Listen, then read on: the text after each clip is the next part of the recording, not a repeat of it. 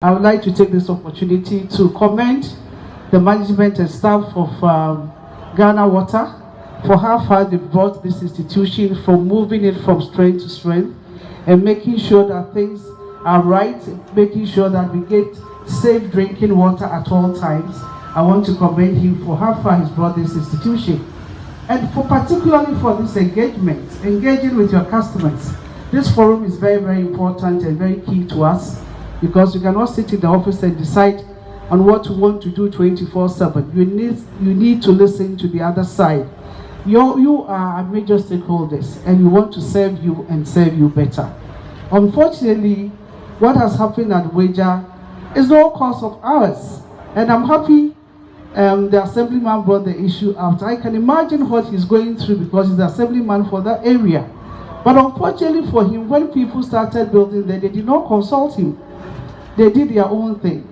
And we thank National Security for taking up the issue as quickly as possible, because we don't want what has happened at Akosombo to happen to us in Accra.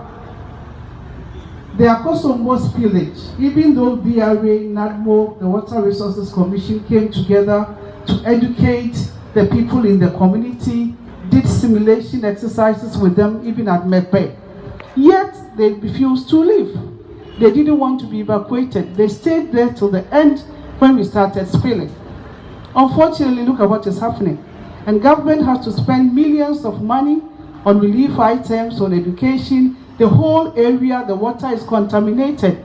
And what Ghana Water and Water Resources Commission would have to spend money, millions of money, to treat the water before we can pass it through our pipes. So a stitch in time saves nine, but sometimes it's difficult to accept the situation. But we will plead with all of you to accept it as it is. And let's all come together and ensure that we have safe drinking water. That's the most important thing. Water is life, water is essential to everything. Without water, we cannot survive. Without water, there will be no agric. Without water, there will be no health. Without water, in all other sectors of the economy, you need water. So help us to protect and preserve our water bodies. Help us to protect and preserve our water so that we can also offer you clean, safe drinking water. Looking at what is happening at our various rivers, the turbidity levels of our water is nothing to write home about. And if you are not careful, I've heard my MD say some time ago that if you are not careful, the next decade or two, we will have to start buying water. The onus is on all of us. The Chinese man or the Korean man, from wherever he's coming from, doesn't know River Pra. He doesn't know Brim.